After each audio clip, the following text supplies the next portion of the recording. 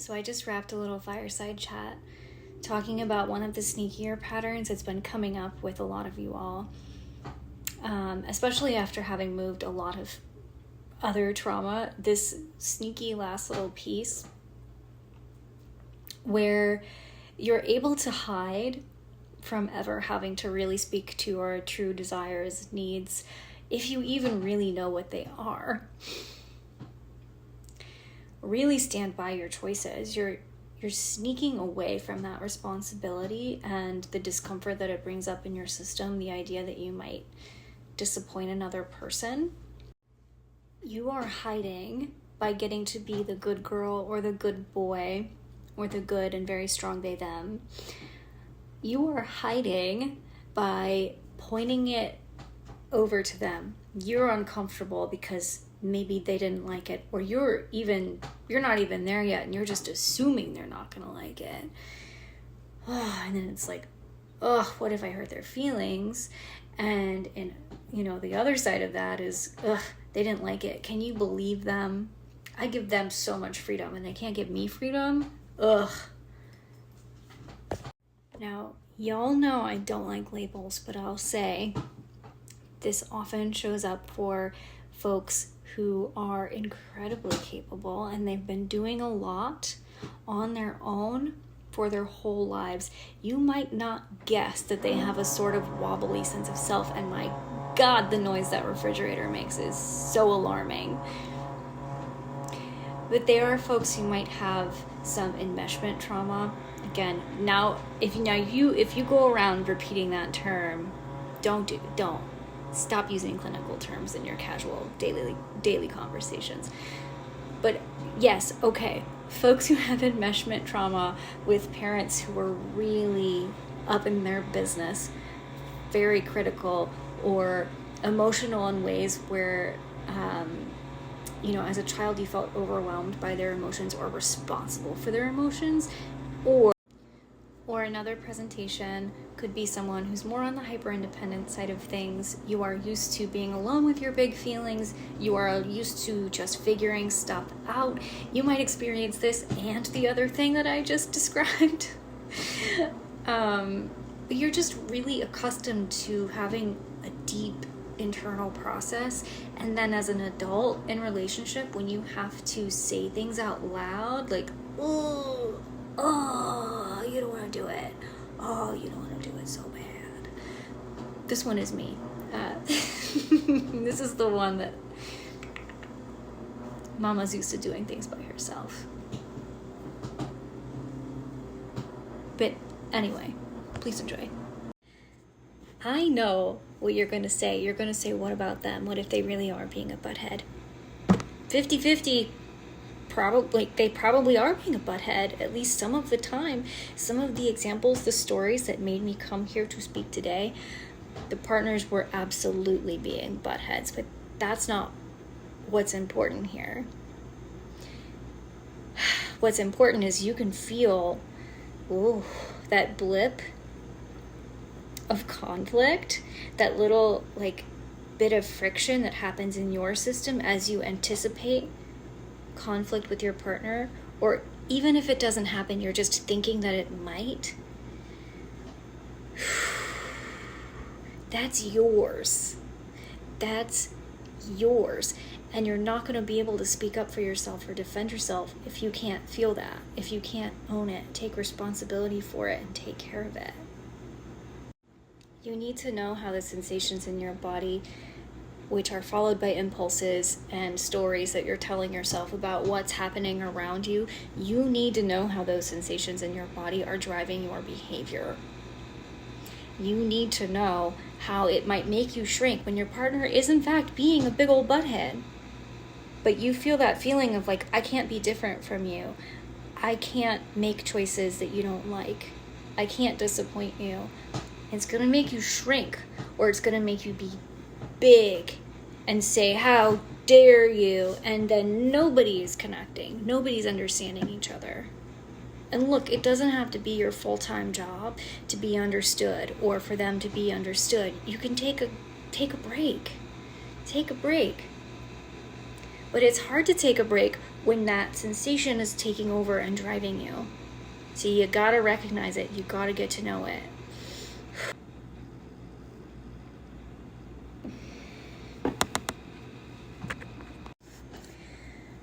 There's trauma. And then there's wobble.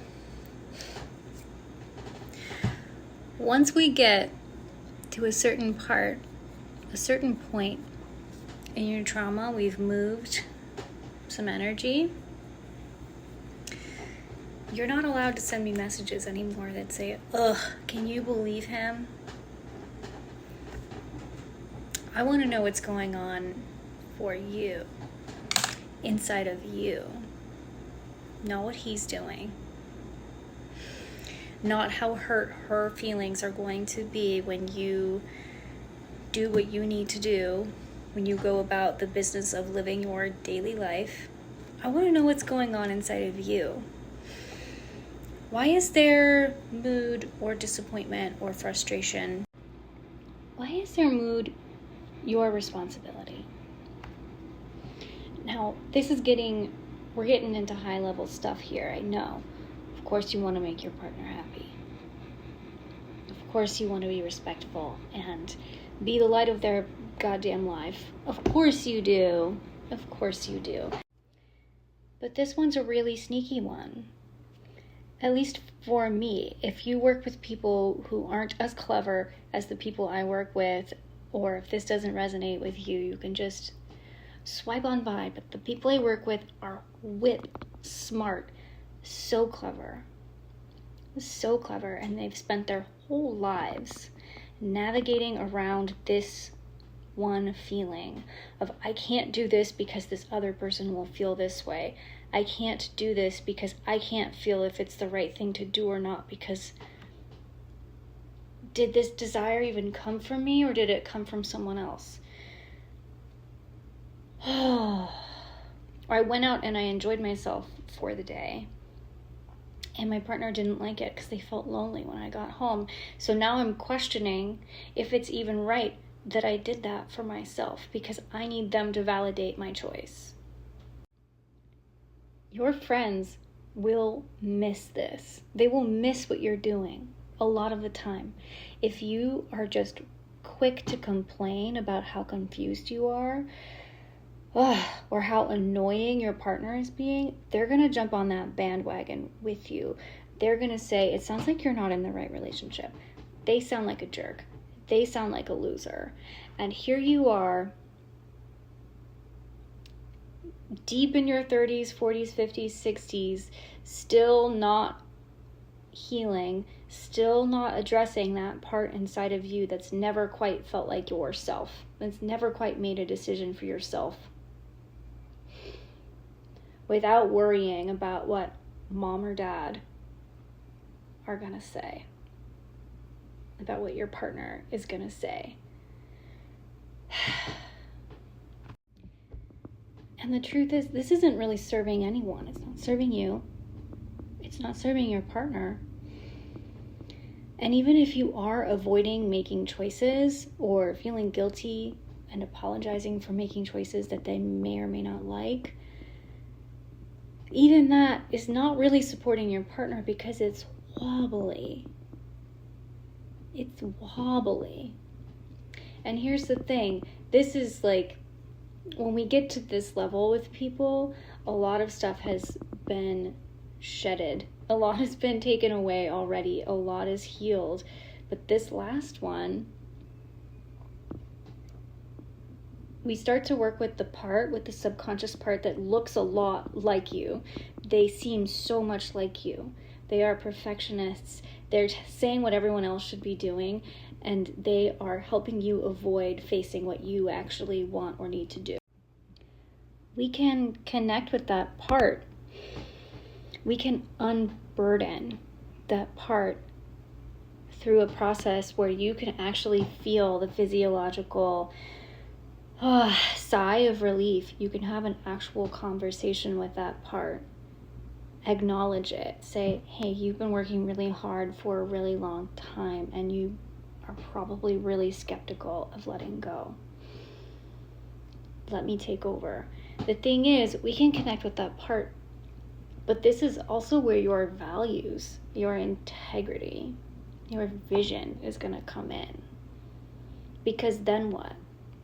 Now you have released the part of you or given it a new job. Maybe its new job can be helping you decide what your fucking values are.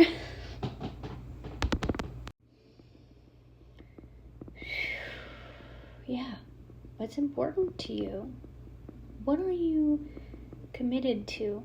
Because some of the wobble, some of the complaining and the powerlessness, and frankly the inability to allow your partner to have passing moments of crappiness or a mood, some of that will melt away. But what do we replace it with as we move that bunk, that old pattern out? And this is where you get to decide, am I going to continue to chase the dopamine hit of complaining, of the validation of getting to say like he's wrong and I'm right? Or are we going to come home, see the bad mood root deep down into ourselves and root deep down into yourself? Yourself. Deep in your core, in your center of what you believe. Do you feel like you've done something wrong? Is there something for you to apologize for? And even so, can you apologize without completely falling off of your center? Can you own up to what you've done without taking on their entire mood? Or taking the discomfort that you feel about their mood and then blaming them for your discomfort? I know we're getting in a really deep level here, but this is a sneaky one. So yes, we can heal your trauma. We can help you to feel less heavy and burdened in your system, change how you are relating to your experiences of the past and all that stuff that's hanging out in your body. And yes, we can do subconscious parts work to connect with all of the ways that you are making decisions that don't really match with how you want to show up in the present moment. But you're going to also need to have values, vision, integrity, a structure for what you want your relationship to look like, agreements that make sense for your relationship, and agreements with yourself, a really deep sense of self of what you are committed to, so that you have a really firm idea of how your actions measure up to what matters to you.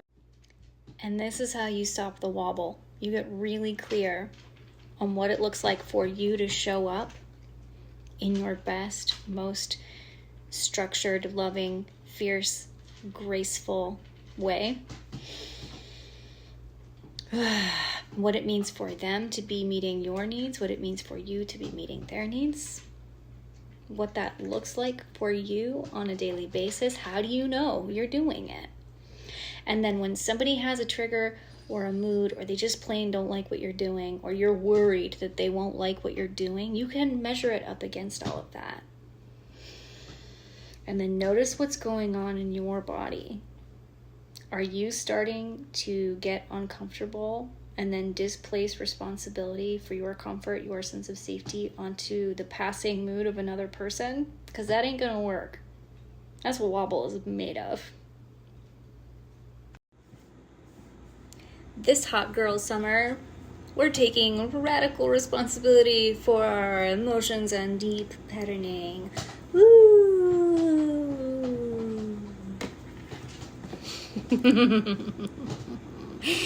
Gotcha.